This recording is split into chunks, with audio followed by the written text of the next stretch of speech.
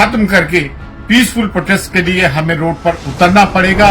क्या ये समझते हैं कि इसका भी बाबरी मस्जिद की तरह हाल होगा कि जब बाबरी मस्जिद का एक गलत फैसला आया था।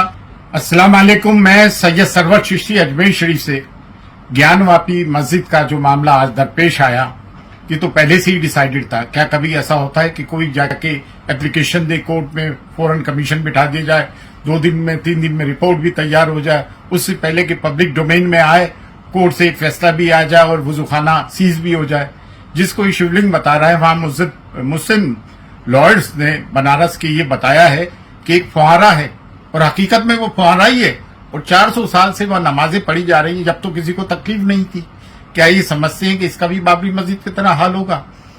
तो वो they are living in fool's paradise. मुसलमान अपने इस क्लेम को कतई तौर से नहीं छोड़ेगा, ये बात मान लें।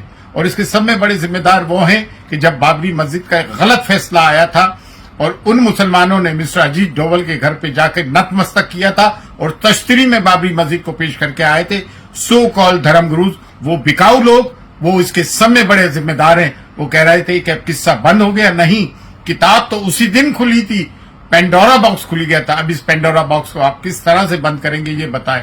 और आज मस्जिद, मेहराब, मिंबर, मदारिस, दरगाहें और खानकाहों का क्या रोल रहा 3 साल में?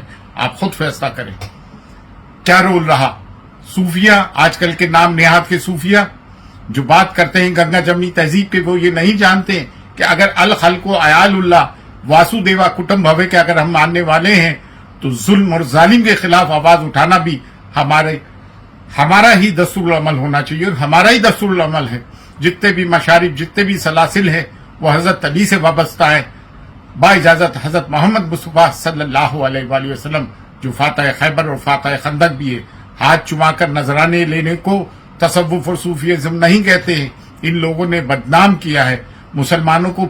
व्हाट्सएप बंद करके, मीटिंग्स को खत्म करके पीसफुल प्रोटेस्ट के लिए हमें रोड पर उतरना पड़ेगा। और हमारी पुष्ट पे एक मजबूत चीज है जिसको कि कॉन्स्टिट्यूशन कहते हैं और कॉन्स्टिट्यूशन हमारे साथ है। फी अमानिल्लाह, अल्लाह हाफिज।